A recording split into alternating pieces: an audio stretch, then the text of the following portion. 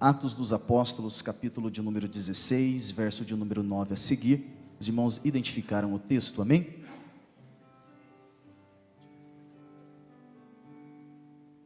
Diz assim o texto bíblico: E Paulo teve de noite uma visão em que se apresentava um varão da Macedônia e lhe rogava dizendo: Passa a Macedônia e ajuda-nos.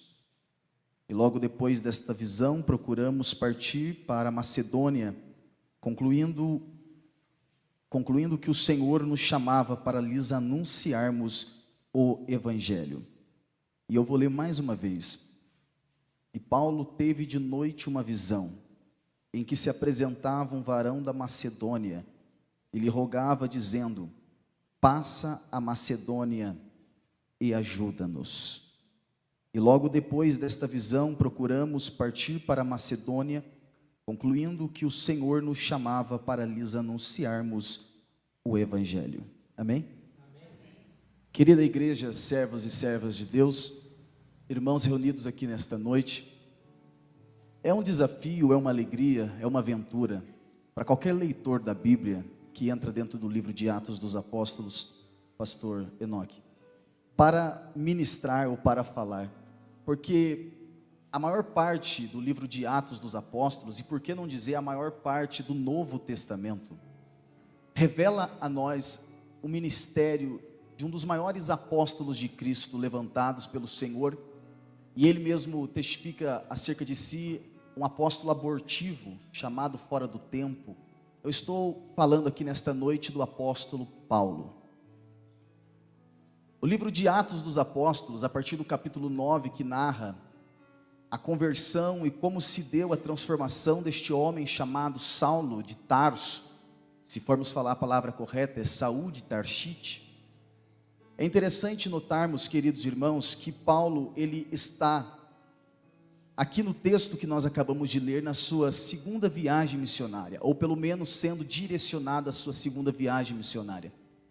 E eu achei interessante quando eu li este texto, e quando eu vi a expressão da revelação que Paulo recebe em visão pelo próprio Deus, porque a Bíblia diz que de noite os céus se abriram e Paulo teve uma visão. E nesta visão espiritual, nesta visão poderosa, nesta visão metafísica, nesta visão de revelação profética, Paulo, ele vê e ele percebe que um homem se apresenta diante dele. E este homem, ele então olha para Paulo e diz: Paulo, passa a Macedônia e ajuda-nos. Eu acho interessante isso aqui, pastor Enoque, porque quando eu vejo a expressão deste homem na revelação de Paulo, na revelação que Paulo recebeu, olhando a ele dizendo: passa a Macedônia e ajuda-nos, parece que está havendo aqui um pedido de socorro, parece que está havendo aqui um pedido de ajuda, de socorro e de urgência. E enquanto eu li este texto, parece que uma expressão que na verdade primeiro gritou dentro de mim e também vai gritar aqui nesta noite, no coração, nos ouvidos e na mente de alguém. E a expressão que também é uma pergunta é a seguinte: o gemido dos povos não te incomoda? Vou repetir: o gemido dos povos não te incomoda? Eu poderia sair por estas portas aqui nesta noite tranquilamente, mas eu venho aqui transmitir algo que foi plantado no meu coração. E é você crer ou não, nesta noite será liberado aqui uma palavra e uma pergunta vai cravar no coração e na mente de alguém. O gemido de almas não está te incomodando? O choro de alguém que pede e clama por ajuda não está incomodando a sua alma? Querida igreja, servos e servas de Deus, rebanho de Cristo, povo de Deus reunido aqui nesta noite, quando nós olhamos para o texto bíblico, nós percebemos que existe do próprio Deus uma missão que foi outorgada à igreja de Cristo para que fosse realizada na terra. Meu querido irmão Alessandro, pregador do Evangelho, a Bíblia Sagrada, ela diz que o Senhor Jesus, antes de subir assunto aos céus, ele disse para os seus discípulos, um texto que talvez nós sabemos recitá-lo de cor, Marcos capítulo 16, verso número 15, Ide por todo mundo e pregai o evangelho a toda criatura. Quem crer e for batizado será salvo, quem não crer será condenado. Porém este envio de Jesus, porém esta autoridade que foi outorgada à igreja, para que fossem e anunciassem o poder do evangelho às nações, aos povos, às almas, às pessoas, foi também acompanhada por uma orientação do próprio Jesus, também momentos antes de subir assunto aos céus, enquanto estava no Monte das Oliveiras. Lucas capítulo 24, verso 49, Jesus ele diz: eis que sobre vós envio a promessa de meu Pai, ficai então na cidade de Jerusalém, até que do alto sejais revestidos de poder. Essa mesma palavra foi novamente corroborada em Atos capítulo 1, verso número 8, quando o próprio Jesus olhou para os discípulos que estavam atônitos, estavam perplexos, vendo eles subir no Monte das Oliveiras, e uma nuvem vindo ao seu encontro para lhe encobrir, no momento da glorificação, após ele vencer a morte. Jesus olhou para eles, e as últimas palavras do Mestre Jesus, enquanto subia em direção às nuvens, para a sua igreja, que ainda continua ecoando a nós aqui nesta noite. E qual foi a orientação de Jesus? E recebereis a virtude do Espírito Santo que há de vir sobre vós, e ser-me-eis testemunhas tanto em Jerusalém, Judeia, Samaria e até os confins da terra. Atos capítulo 1, verso número 8, a igreja ouviu aquilo. Davidson, a igreja ouviu aquilo, os apóstolos ali estavam ouvindo aquilo e perceberam: nós temos uma missão para cumprir, mas antes nós precisamos receber o poder do Espírito de Deus, porque a igreja entendia que só tem uma força poderosa espiritual que pode fazer este povo marchar de forma avassaladora na terra para cumprir a missão que lhe foi dada. Se nessa noite vocês me perguntassem e me dissessem: Juan, qual foi o período onde a igreja mais se escondeu, onde a igreja mais fracassou? Foi o período onde ela também negou e eliminou do meio dela a doutrina do Espírito Santo. Quando abandonou a doutrina do Espírito Santo. Por que eu digo isso, irmãos? Porque somente o Espírito Santo é a força que faz esta igreja marchar com autoridade na terra. Eu digo isso sem medo de errar. Eu digo isso sem medo nenhum de errar. Um homem cheio do Espírito Santo de Deus pode fazer em dias o que muitos tentaram fazer durante anos. Um homem cheio do Espírito Santo pode balançar uma civilização inteira, através do poder do Evangelho e do poder do Espírito Santo na vida de alguém. Foi Wesley que olhou e disse: Senhor, me dê 100 homens que te amem acima de tudo e que não tema nada a não ser o seu próprio pecado, e com eles eu vou abalar o mundo. Uma igreja cheia do Espírito Santo é uma igreja poderosa. Uma igreja que crê no poder do Espírito Santo é uma igreja poderosa. Uma igreja que sabe que ela não marcha sozinha, ela só pode marchar pela autoridade do Espírito Santo, irmãos. Ninguém e nem nada pode pará-la, detê-la, neutralizá-la, bloqueá-la ou pará-la pelo meio do caminho, não pode. É por isso que alguém esteve aqui ministrando um louvor e disse: a igreja já tem 71 anos que ela tem marchado e feito a obra do Senhor, e eu digo, ela vai continuar marchando até o arrebatamento da igreja, porque o Espírito Santo ainda habita e mora no meio deste povo que está reunido aqui nesta noite. Aleluia. Meus queridos irmãos, quando nós olhamos para a Bíblia Sagrada, quando nós olhamos para o texto sagrado, nós conseguimos ter uma percepção muito clara do que fez a igreja alavancar de forma tão poderosa e marchar, pastor, começando por Jerusalém, de forma avassaladora, marchar até a capital do grande império que era Roma. Porque se nós olharmos, nós vamos perceber que quando Jesus disse para eles: vocês vão receber poder, vocês vão receber o revestimento do Espírito Santo na vida de vocês, e mais do que isso, vocês vão marchar e vão cumprir uma agenda missionária. E qual é a agenda missionária, pregador? A agenda missionária que Jesus disse é Jerusalém, Judeia, Samaria, aos confins da terra. E eu te provo que a igreja, ela seguiu perfeitamente a agenda missionária dada por Jesus. No capítulo de número 1 do livro de Atos dos Apóstolos, até o capítulo de número 7, na morte de Estevão, o evangelho está sendo pregado tanto em Jerusalém como na Judeia. no capítulo de número 8, aquele que anteriormente era chamado de diácono, agora evangelista. O evangelista Felipe também chega em Samaria e mais uma vez avança com a agenda missionária que foi dada por Jesus. Mas a agenda missionária não era para ficarem parados, neutralizados somente em Jerusalém ou Judeia. Então a Bíblia Sagrada diz que Felipe, ele marcha e também prega o evangelho com muito poder e autoridade em Samaria. Porém, a agenda missionária também não para por aí, porque os confins da terra era para serem anunciados, o nome de Cristo era para ser feito conhecido em todos os lugares. Mas como o apóstolo Pedro queria ficar no meio daqueles que eram da circuncisão, como Tiago, como André, como outros apóstolos, não tiveram a coragem que Jesus quis que eles tivessem, o Senhor olha lá do céu e diz assim: eu vou pegar um perseguidor que está se levantando contra o meu povo aí, e eu vou transformar ele no maior missionário do Novo Testamento. Entra o capítulo de número 9, o capítulo de número 9 tem um menino saindo de Harvard. No capítulo de número 9 tem um menino saindo das melhores universidades do seu tempo.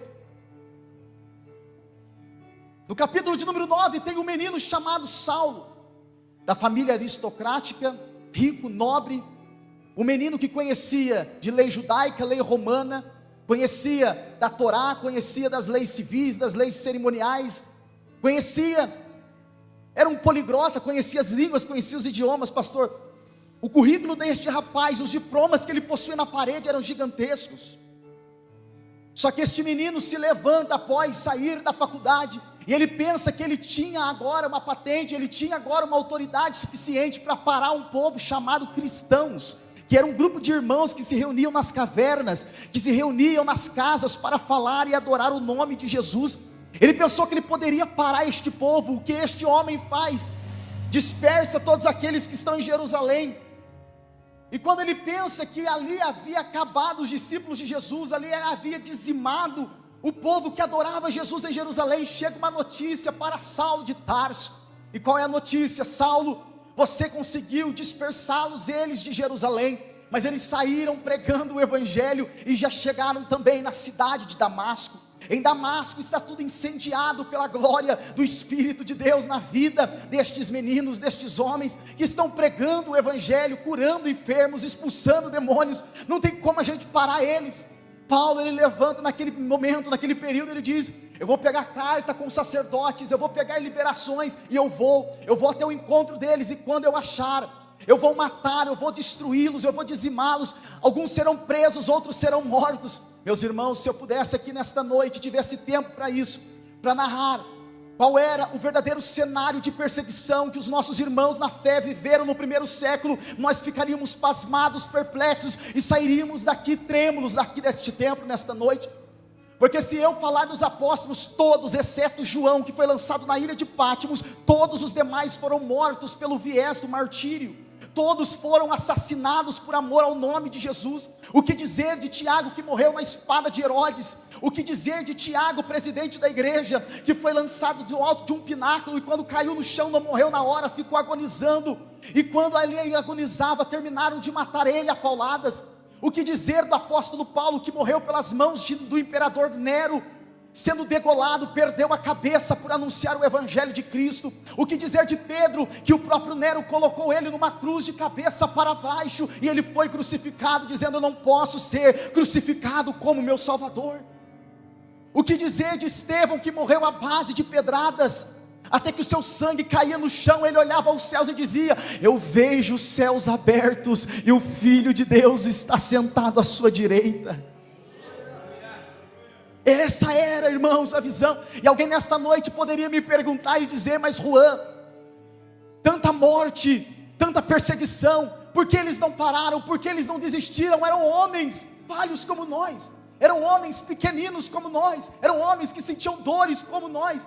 Então por que eles não pararam? Por que o povo de Deus não foi destruído? Por que o povo de Deus não foi dizimado? Porque este movimento espiritual não acabou lá no primeiro século da igreja? Porque nesta noite eu poderia trazer o apóstolo Pedro aqui para cima deste altar, e eu permitiria que ele mesmo dissesse a vocês, capítulo de número 13, se não me falha a memória, 16, verso número 13 a seguir, do evangelho de Jesus escrito pelo evangelista Mateus.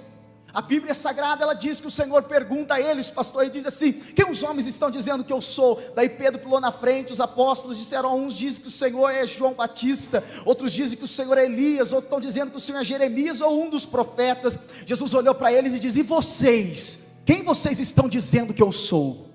Daí Pedro tomou a frente e disse: Jesus, o Senhor é o Cristo, o Filho do Deus vivo. Jesus olhou para ele e disse: Pedro, não foi a carne nem o sangue que te revelou, sabe quem te revelou isso? Foi o meu Pai. Portanto eu te digo também, Simão Barjonas, eis que tu és Pedro, e sobre esta pedra eu edifico a minha igreja. Eu vou dizer mais uma vez: sobre esta pedra eu edifico a minha igreja. Se alguém me perguntasse por que tanta morte, tanta perseguição e este povo ainda não parou, eu traria Pedro aqui para cima e diria: nós estamos alicerçados numa pedra, e as portas do inferno não podem prevalecer contra o povo de Deus, contra a igreja de Jesus que marcha aqui nesta noite. Saulo, cheio do poder do Espírito Santo, quem me ouve diga amém. Saulo, cheio do Espírito Santo, no capítulo 9, ele vai a Damasco para matar e destruir. O Senhor olhou lá de cima e disse: Saulo, é hoje que eu vou parar você. A Bíblia diz, essa informação ela é ocultada no capítulo de número 9, porém, ela é mostrada lá no capítulo de número 22, quando Paulo novamente narra a sua conversão. Ao meio-dia, Paulo está em cima de uma cavalgadura. Paulo, ele está montado em um animal e está indo em direção a Damasco.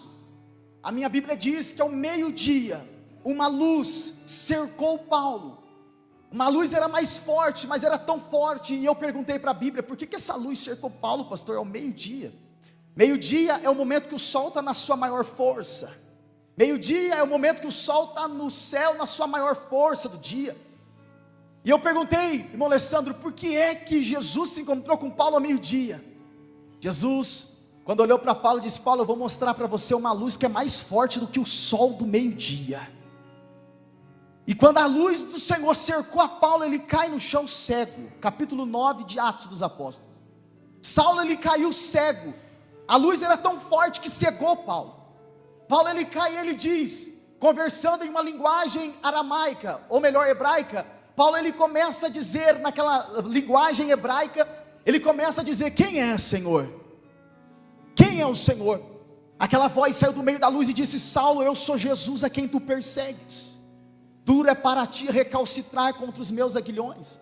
Você já viu a minha luz brilhando no rosto de Estevão. Você viu Estevão sendo morto a pedradas, o seu sangue caindo no chão e ele me adorando. Ali era eu mandando recados para a mente e para o seu coração, mas você me resistiu de novo. Saulo, como você está resistindo àquilo que eu estou ministrando ao seu coração, eu resolvi eu mesmo descer na terra e parar você. Você está achando que vai parar este povo, mas hoje é o fim da linha, é eu que estou parando você. O Senhor pega Saulo e transforma aquele que outrora era destruidor de igrejas, agora se torna um plantador de igrejas. Aquele que outrora destruía as igrejas de Jesus, agora ele está edificando a igreja de Jesus com seus ensinamentos. Meus queridos irmãos, Saulo, ele sai dali com uma autoridade tão poderosa, porque o Espírito Santo assume o palco do coração daquele menino. Ele sai dali com tanta autoridade, com tanto poder, com tanta ousadia, e Saulo, ele começa então a pregar, e um homem sozinho, olha só o que ele faz. A Bíblia Sagrada diz que a igreja em Jerusalém percebeu que teria problemas, porque Paulo, ao discutir com helenistas, gregos, eles entendiam que Paulo traria um momento de maior crise ainda, uma crise que estava já acirrada, ia piorar em Jerusalém. Pegam Paulo, levam para Tarso. Depois de alguns anos, eles percebem que está tendo um trabalho, está tendo uma obra evangelística sendo aberta lá na cidade de Antioquia da Síria. Eles pegam então a Barnabé e diz: Barnabé, você topa ir lá dirigir a igreja da Antioquia da Síria? Barnabé olha e diz assim: eu topo. Só que tem um porém, pastor Enoque.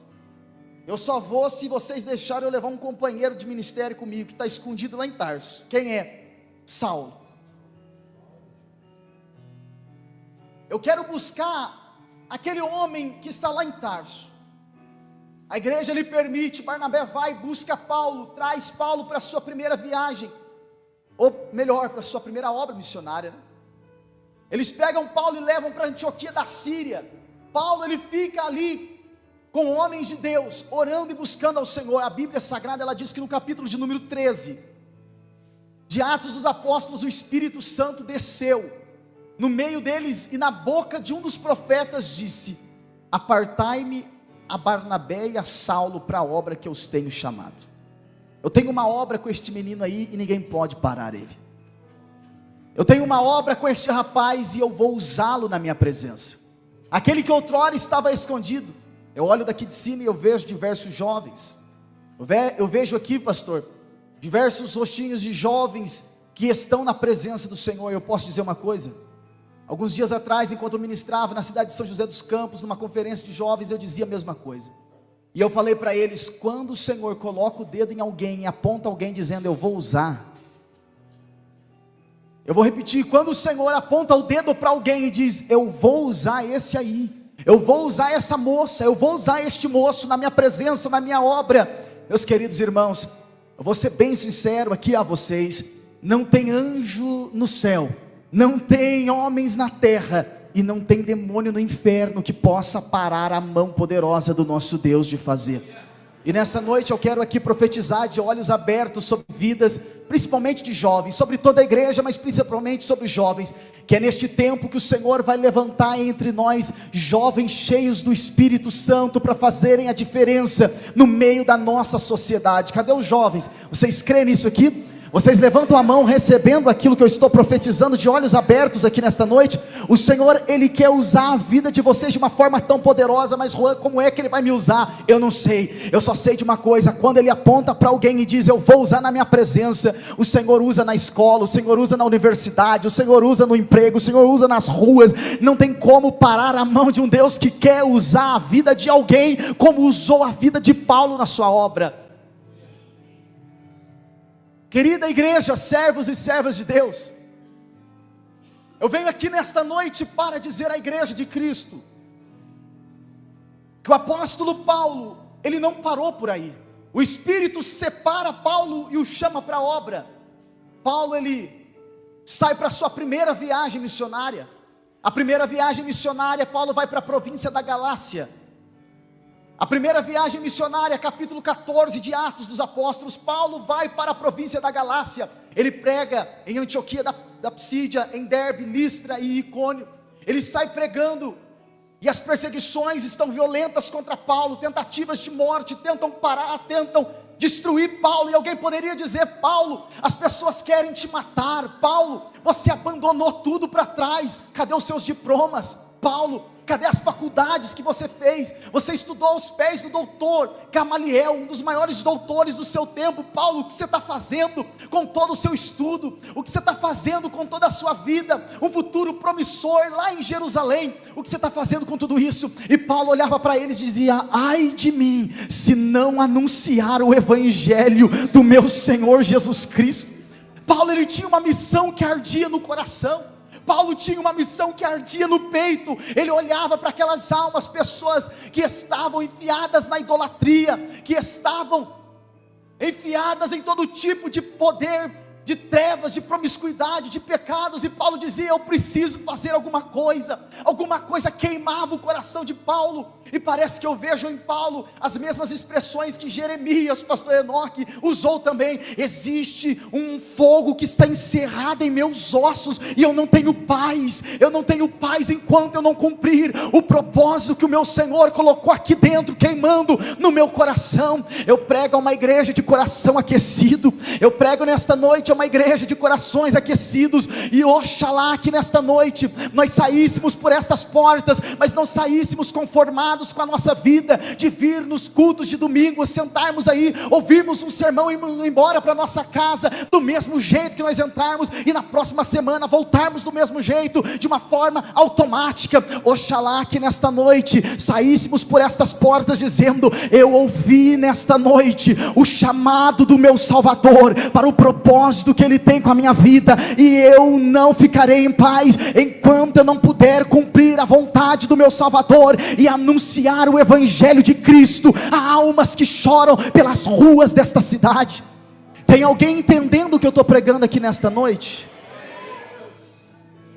Eu prego aqui nesta noite, você nesta noite pode olhar para mim e perguntar: mas por que o pregador prega desse jeito rápido e falando forte? E eu digo por quê? Porque enquanto eu prego aqui nesta noite, eu sinto aqui dentro do meu coração arder. E arder, sabe o que, irmãos? Um sentimento de urgência. É como que um moribundo pregando a outros moribundos. É como alguém que em estado de urgência também está pregando para outras pessoas e dizendo: existe uma chamada urgente de Deus para a igreja do Senhor nesses últimos dias. Não cruze os seus braços e não fique se isentando daquilo que o Senhor te chamou para ser e para fazer. Se você não puder sair por estas ruas e anunciar o Evangelho de Cristo, pelo menos nesta noite, quando chegar dentro da sua casa, você vai abraçar o seu filho e dizer: a nossa casa pertence a Jesus, a nossa família pertence a Jesus, e a nossa casa está guardada pelo Evangelho de nosso Senhor Jesus. Aleluia. Paulo, ele prega em todos esses lugares, e Paulo, ele entende que ele era devedor disso. Paulo, ele entende que ele precisa, na urgência que ele foi chamado, ele precisa anunciar o poder desse Evangelho, irmãos. E eu vou dizer uma coisa: na segunda viagem missionária de Paulo, no capítulo de número 16, Paulo já havia encerrado a sua primeira viagem missionária. Oh glória!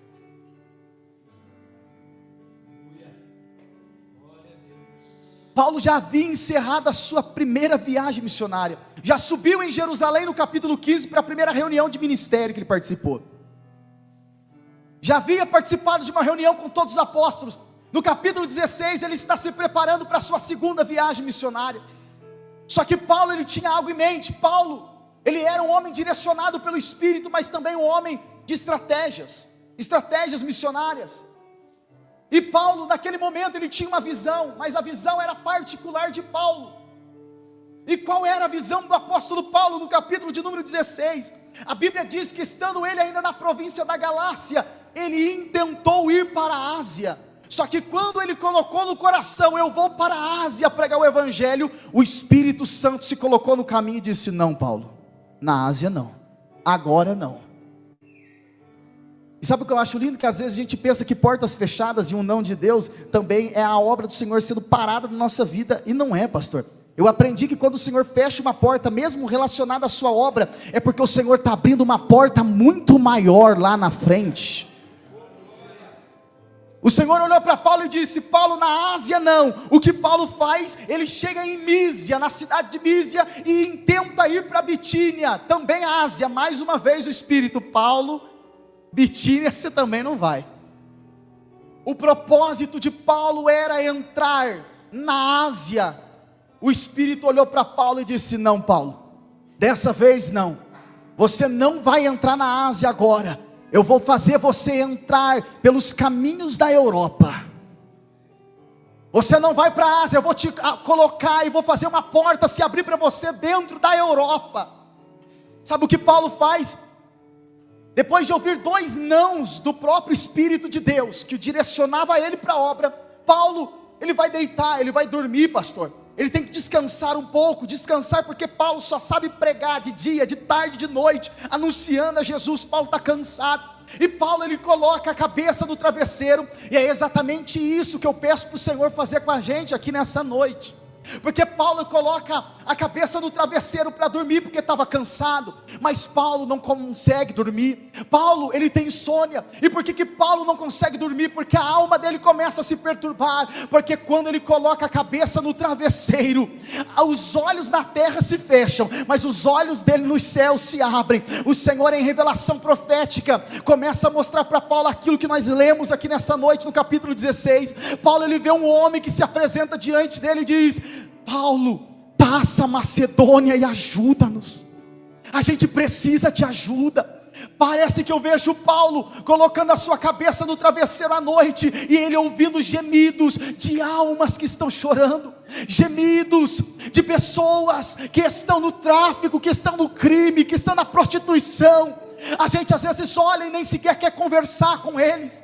Às vezes a gente passa na rua e nem quer prender um diálogo com pessoas como elas, Porque às vezes nós olhamos e vemos que a sociedade tem um preconceito com um certo tipo de pessoa, a gente passa até de largo, semelhante ao levita e ao sacerdote que fizeram com aquele rapaz jogado à beira do caminho. Somos religiosos, nos vestimos bonitinho, um terno como esse aqui, uma gravata como essa, um terno bonito, uma gravata bonita como o do pastor Enoque.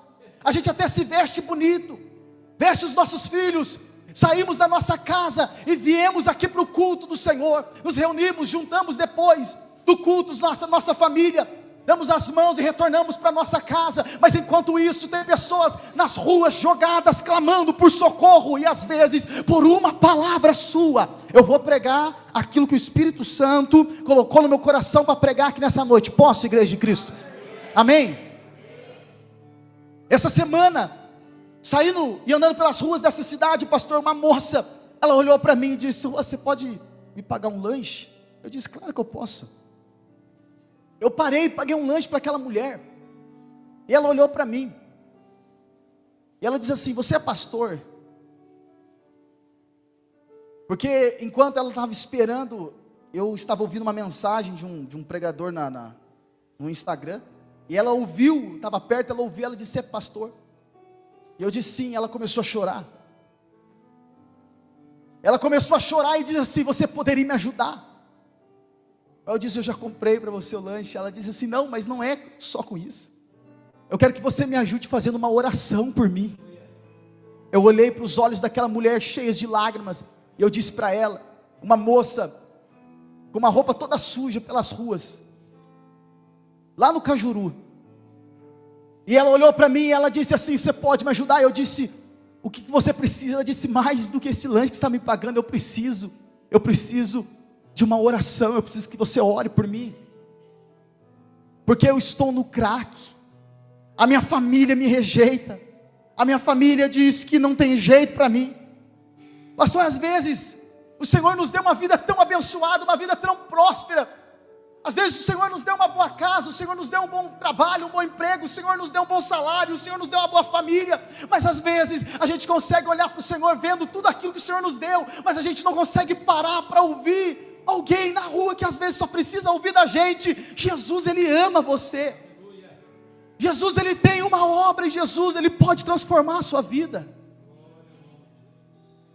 Paulo está pregando essa noite, eu estou pregando nesta noite aquilo que Paulo estava sentindo em Atos capítulo 16, ele colocou a cabeça no travesseiro, ele viu alguém dizendo: passa Macedônia e ajuda-nos. Eu venho aqui nessa noite dizer: tem alma pedindo ajuda, e às vezes nós pensamos que essas almas estão longe de nós, e às vezes não. Às vezes são pessoas que dormem na porta da nossa casa, às vezes são pessoas que estão na rua da nossa casa, e eu vou mais além, às vezes é alguém que mora até debaixo do nosso próprio telhado. Então, como você pode dizer isso? Eu posso dizer com propriedade, porque eu já vi testemunhos de muitos jovens olhando e dizendo: a minha vida está assim. Eu digo: muda de vida, rapaz, para que isso? Alguém olha para mim, pastor, e diz assim: dentro da minha casa, meu pai trabalha e me dá tudo, mas não tira um momento para me dar um abraço, não tira um momento para conversar comigo. Ou essa mensagem que você está pregando é amarga, mas é uma mensagem séria, é uma mensagem séria para os nossos dias. Sabe qual foi o maior missionário da Bíblia? Ou um dos maiores missionários da Bíblia, corrigindo, você sabe quem foi? Foi Noé. E se alguém me perguntar por quê, eu vou dizer que Noé pregou durante 100 anos.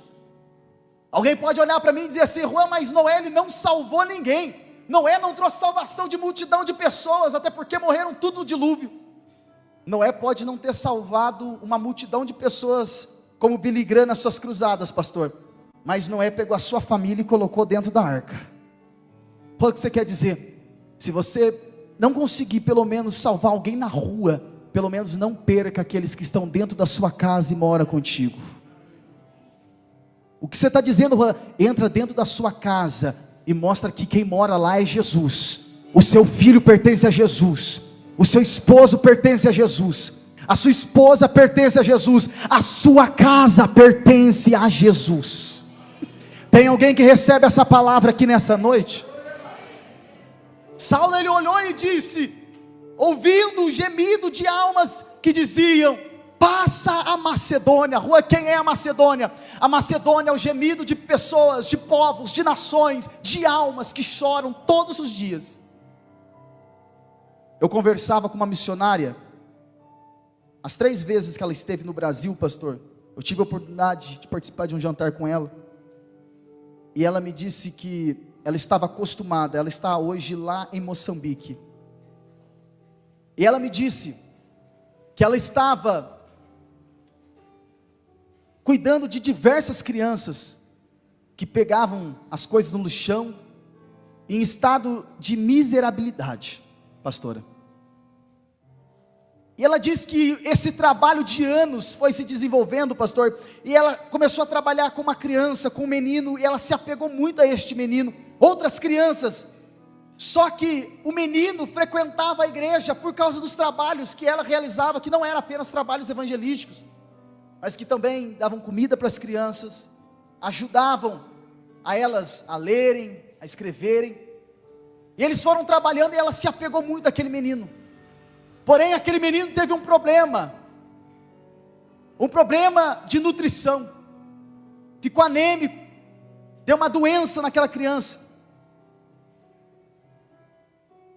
Só que os pais, Luiz Henrique, eles não eram da igreja, eles não iam no trabalho da missionária.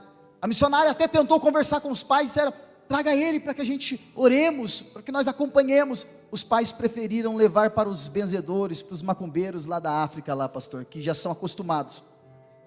Tem bastante. Resultado, a missionária, ela viu o menino que ela tanto ajudou, ela viu aquela criança morrer, e ela simplesmente não pôde fazer nada. E enquanto ela contava isso para a gente, da experiência que ela teve lá em Moçambique, os olhos dela enchiam de lágrimas, e ela dizia, algo dizia no meu coração, eu preciso fazer alguma coisa por estas crianças, eu preciso reagir e fazer alguma coisa. Na morte daquele menino, muito triste, com lágrimas nos olhos ela contava isso, mas na morte daquela criança, pastor, nasceu um grande projeto, que trabalha com a nutrição, trabalha com diversos outros aspectos, para que as crianças não passem mais por aqueles problemas. O que você está querendo dizer? Eu estou dizendo que se nós cruzarmos os braços, tem multidões caminhando ao inferno, tem multidões caminhando à perdição,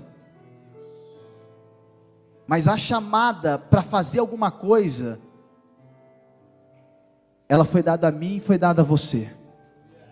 Se nós nos isentarmos disso, se nós ficarmos isentos disso, deixa para o pastor, deixa para a equipe de visita, deixa para os líderes da igreja, se cada um de nós não soubermos e nesta noite, não deixarmos repousar sobre nós o peso desta palavra, cada um de nós somos responsáveis pelas almas que choram pelas ruas dessa cidade. Cada um de nós somos responsáveis pela nossa casa, pela nossa família. Se nós não olharmos para isso nesta noite, nós estaremos distantes daquilo que o Senhor tem para nós como propósito de vida. Aleluia. Que nesta noite, o gemido dos povos, o gemido das almas, e o choro destes que clamam, passa a Macedônia e ajuda-nos, possa também ecoar aqui dentro dos nossos corações. Juan, mas o que eu posso fazer? Eu sou sozinho. Robert Hakes foi um homem que sozinho, pastor, jornalista, amigo de John Wesley, lá na Inglaterra.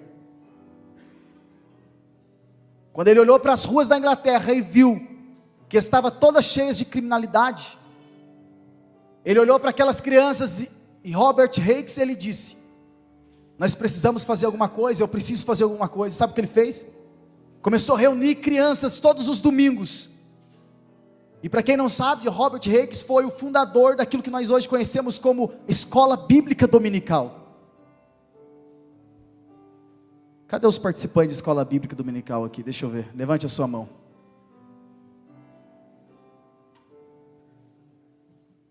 Já perguntei, pastor, perdão.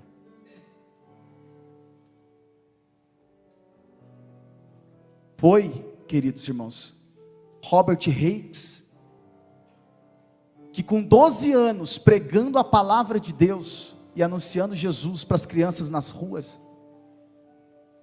o estado de caos, pastor, social que havia na Inglaterra, na cidade que ele anunciava e trabalhava a escola bíblica dominical, na cidade que ele anunciava a palavra de Deus às crianças, a criminalidade foi a zero.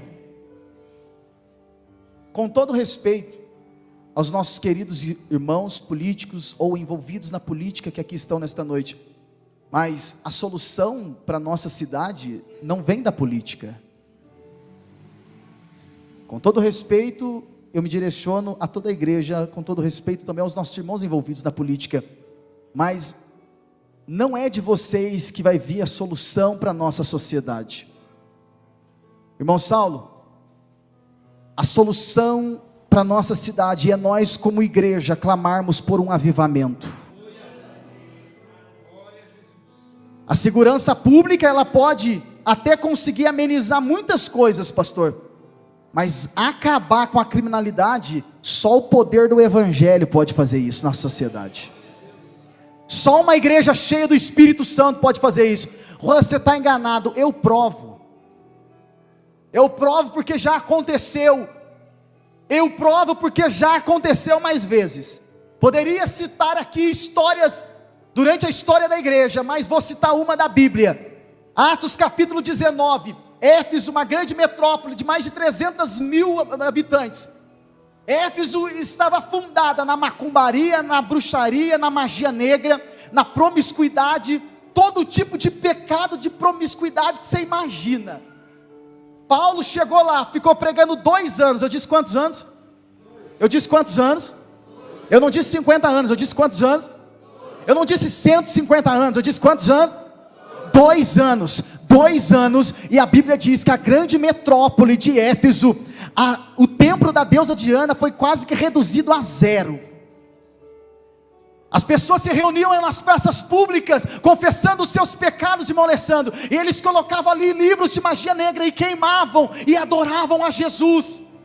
Alguns dias atrás, enquanto eu viajava no carro, eu peguei o livro, pastor, Heróis da Fé, e comecei a ler a biografia, glória a Deus, comecei a ler a biografia de Jerônimo Savonarola, e eu descobria, e via Jerônimo Savonarola pregando lá em Florença, e as pessoas vindo em praça pública, anunciando e confessando os seus pecados, entregando a sua vida a Jesus, e a sociedade foi mudada. Eu venho aqui nessa noite dizer, a política não pode mudar a cunha, não pode.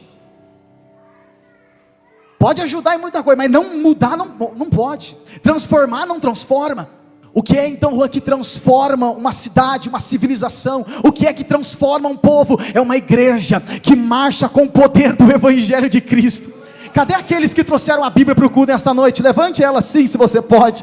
Levante aqueles, você tem na sua mão uma arma poderosa, levanta. Olha que coisa linda essas juventudes, adolescentes, pastor, tudo de Bíblia levantada. Isso aí é poder de Deus. Quando vocês andarem pelas ruas, o Senhor quer usar vocês. Não precisa entrar na política para mudar a cidade, não. Anda por esta rua sendo o que Jesus te chamou para ser. Anda por estas ruas sendo o que Jesus te chamou para ser, e o nome